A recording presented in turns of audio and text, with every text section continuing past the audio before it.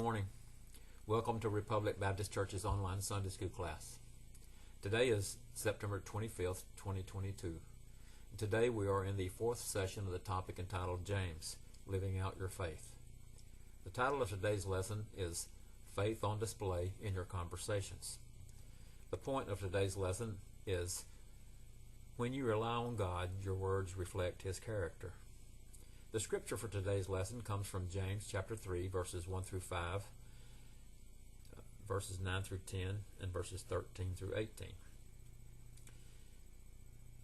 Not many should become teachers, my brothers, because you know that we will receive a stricter judgment. For we all stumble in many ways. If anyone does not stumble in what he says, he is mature, able also to control the whole body. Now, if we put bits into the mouths of horses so that they obey us, we direct their whole bodies. And consider ships. Though very large and driven by fierce winds, they are guided by a very small rudder, wherever the will of the pilot directs. So too, though the tongue, a small part of the body, it boasts great things. With the tongue we bless our Lord and Father, and with it we curse people who are made in God's likeness. Blessing and cursing come out of the same mouth. My brothers and sisters, these things should not be this way. Who among you is wise and understanding? By his good conduct he should show that his works are done in the gentleness that come from wisdom. But if you have bitter envy and selfish ambitions in your heart, don't boast and deny the truth. Such wisdom does not come down from above, but is earthly, unspiritual, and demonic. For where there is envy and selfish ambition, there is disorder and every evil practice. But the wisdom from above is first pure, then peace-loving, gentle, compliant, full of mercy and good fruits, unwavering, without pretense. And the fruit of righteousness is sown in peace by those who cultivate peace. It is estimated that people spend 52 minutes a day talking about someone who is not present. In other words, people spend almost an hour every day engaging in gossip. Of those gossip-filled conversations, 10% are positive or flattering, 75% are neutral, 15% are negative. Most of the time, people do not hear what is being said about them. But what if they did? Ramona Tucker told of a situation her friend Michelle described to her. After a business lunch, Michelle and another woman went to the women's restroom to refresh their makeup. As they chatted, their small talk turned into gossip about a mutual coworker, Beth. Their conversation did not fall into the 10% of flattering gossip. It was definitely negative. For 2 full minutes, Michelle lambasted her coworker for the misery she caused their team. Then, in a moment of silence, the ladies heard the familiar sound of a bathroom stall door opening. Glancing in the mirror, they watched in horror as Beth walked out, embarrassed, angry, and red-faced. Michelle was sure tears were in Beth's eyes. Beth never came back to work. She resigned, and Michelle never saw Beth again. Words matter. In our last session, James taught that our actions, which prove our faith, are more important than mere words. We don't just say we have faith, we show it by our actions. James was not implying that our words were not important. On the contrary, words are very important. As we move into James chapter 3, we see just how important and powerful they are. Words are so important and so easy to speak that we can lose the importance of a single word in the sheer volume of words spoken or heard in a single day. Researchers found that average people, whether men or women, speak about 16,000 words in a day. The less chatty person, which was a man, spoke only 700 words. But the most talkative, which also turned out to be men, came out with 47,000 words a day. How important can a single word be? Ask the father who just heard his daughter say "I do" on her wedding day. Ask the mother who anxiously waits for her autistic child's first word. Ask the patient fidgeting in an examining room, waiting for the doctor to explain the test results. When have you seen the power of words impact someone in a positive way? Words matter. They can destroy or they can give hope. Our words have the power to instruct, inspire, encourage, and motivate. A teacher's words make a difference in her students' lives.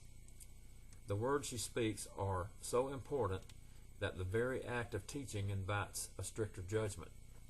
Teachers will give account for how they exercise that power to communicate. Jesus also had a lot to say about the consequences teachers will suffer who lead their students astray. You can read about that in Matthew chapter 5, verses 19 and chapter 18, verse 6. However, it is not just teachers who will be held accountable for their words. We will all be judged by our words, Jesus said. I tell you, on the day of judgment, people will have to account for every careless word they speak. And that can be found in chapter 12, verse 36. James used the example of horses and ships to illustrate how we can control those things using instruments that are exponentially smaller than they are. A bridle bit will weigh between 1 and 2 pounds, yet by using it, a rider can direct an 1,800-pound horse. A rudder is a small fraction of the size of a ship's hull, and yet the captain uses it to steer the entire ship. In the same way, the tongue is a small part of the body, but we should not be fooled by the size of the tongue. Typically, a person's tongue is slightly over 3 inches long, weighs just over 2 ounces, and is all muscle. However, its power, for good or bad, is disproportionate to its small size. The small muscle has great power. It boasts great things. The small size of the tongue does not keep it from doing great damage. Words can demoralize and destroy others, just as a small spark can start a wildfire that destroys large forests. James even declared the tongue is a fire, and it sets the course of life on fire, and it is itself set on fire by hell. James chapter 3, verse 6. Those are strong words indeed. Other biblical writers used powerful words to describe the tongue as vipers, venom, described in Romans chapter 3, verse 13. We've surely all experienced the harsh effects of a tongue and have been on the receiving end of cutting criticism, destructive gossip, or demoralizing sarcasm. We also see the effects of lying, slander, and careless words. Proverbs chapter 6, verses 16 through 19 lists 7 things the Lord hates. 3 of them are the sins of the tongue: a lying tongue, a lying witness who gives false testimony, and one who stirs up trouble among brothers. Paul also admonished his readers to avoid the use of obscene and foolish talking or crude joking. Ephesians chapter 5, verse 4. Clearly, words are powerful and can destroy relationships and people's reputations. When have you seen the power of words cause harm to someone? No one can tame the tongue, James chapter 3, verse 8, which we can use for good or evil.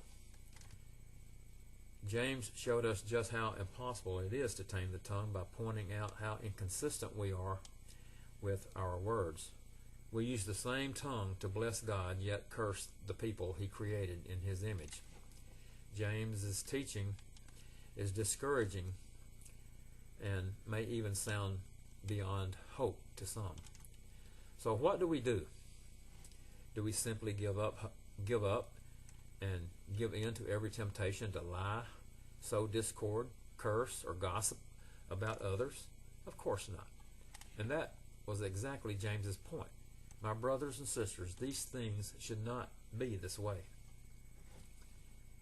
Because we are always tempted to do evil with our tongues, we must be on our guard and constantly submit this temptation to the Lord. Relying only on our own self-control is not the answer. The only way we can use our tongue consistently is for God's good purposes, to submit to God's control in our lives. In verses 11 through 12, James pointed to nature. A spring with a good water source does not give both good water and bitter water. You will never find olives growing on a fig tree. The type of tree determines what fruit grows on it. Neither does a grapevine produce figs. Again, the source determines the fruit.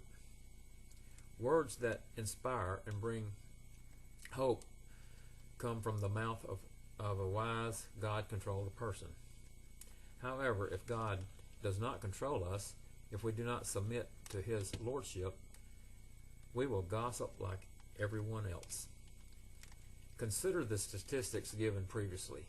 If we spend 52 minutes a day gossiping and 15% of that time we talk negatively about others, that translates to about 8 minutes a day, or nearly 2 full weeks a year. One of the reasons we're tempted to gossip is because tearing others down can make us feel better about ourselves. This moral rationalization produces a feeling of glee to learn that someone else is worse than we are. It does not have to be this way. We do not have to indulge in this destructive behavior. When God is the source of our identity, he is directing our tongue, and we will not use it to destroy others. Sarcasm can be as destructive as gossip. When a person makes a sarcastic remark, he says one thing that, if taken at face value, has the exact opposite meaning than he wishes to convey. For instance, he may say, "Nice going," when someone makes an embarrassing blunder. While some may view such a practice as a light-hearted way to take the edge off of criticism, a way to encourage others to laugh at their mistakes, it can come across as mean-spirited, intended to cut and inflict pain. The sarcastic person hides behind his humor to rationalize what he said. To say, "I was only joking," does not excuse the negative words.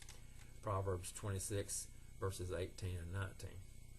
Instead of indulging ourselves with sarcasm, the short-lived satisfaction of unleashing our fury disguised as wit, we should pause and think.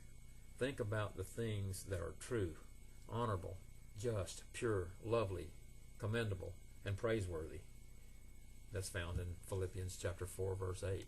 Yes, that might create an awkward silence for a moment, but Feeling awkward for a few seconds is far better than spending hours shifting through relationship rubble created by our destructive words. Beyond thinking, we should pause and pray. Ask God for His strength in the moment to overcome the temptation to cut someone else down. Submit to His control. Whether we need to get a grip over negative gossip or succeed in stopping hurtful sarcasm, we will be wise people who gain victory when we give control of our tongues to the Lord. How has technology amplified the power of words in recent years? Whew. Social media has really caused a lot of problems, hasn't it?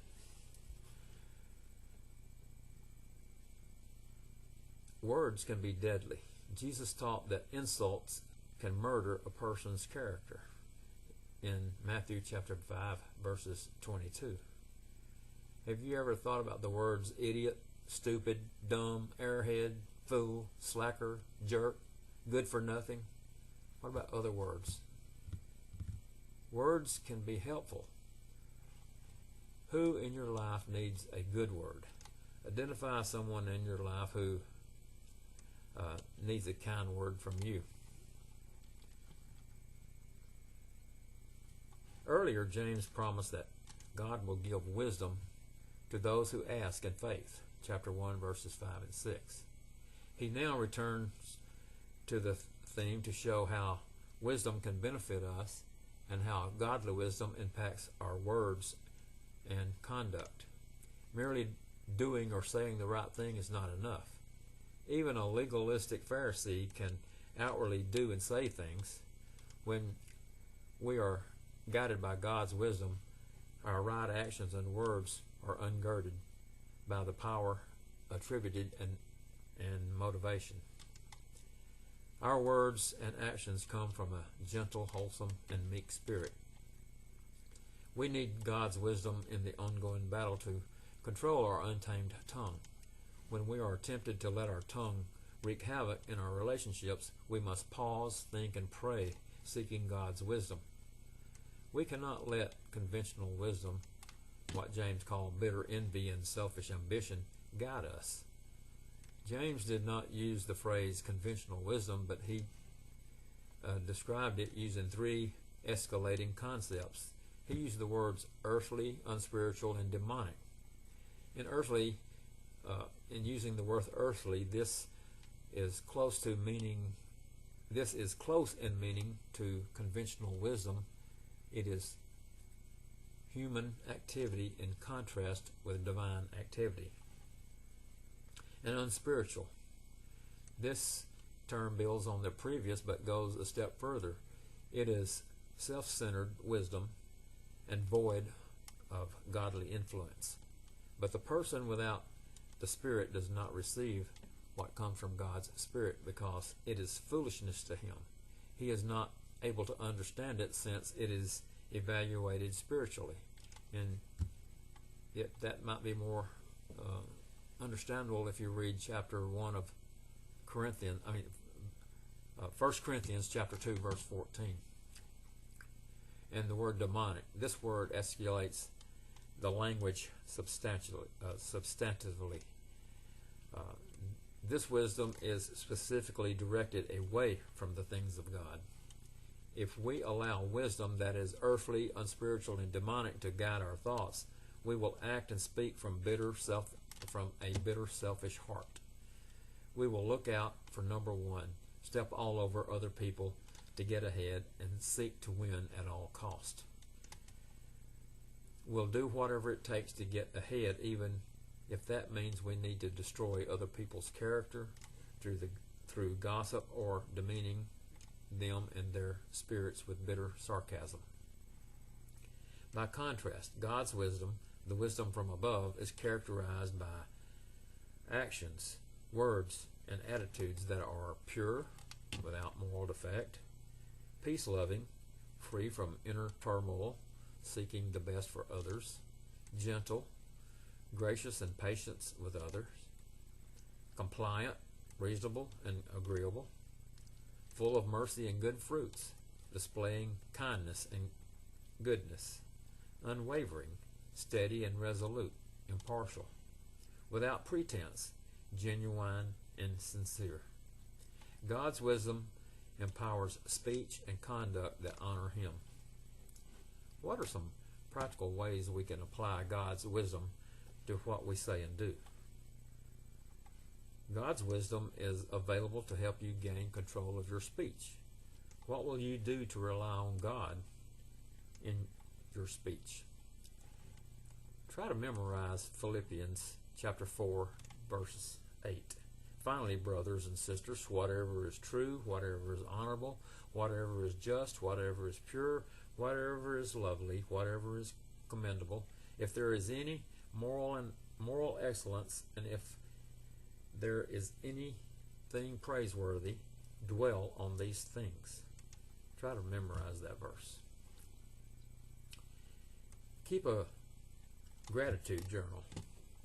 A study from the University of Central Florida found that keeping a gratitude journal for 2 weeks decreased gossip in the workplace. Spend a few minutes each day writing about people you're grateful for.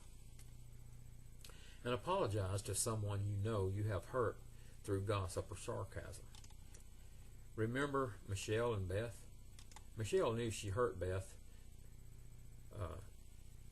and she hurt her own witness to Beth, who is not a believer. Michelle wrote Beth a letter of apology. Do what you can with a letter, phone call, or face-to-face meeting to seek forgiveness for words you have spoken. This is the end of today's lesson. I hope you got something out of it, and I hope you could tolerate my reading, but I'm a little tired today, but I hope if you didn't get anything out of it, go back and try to listen to it again.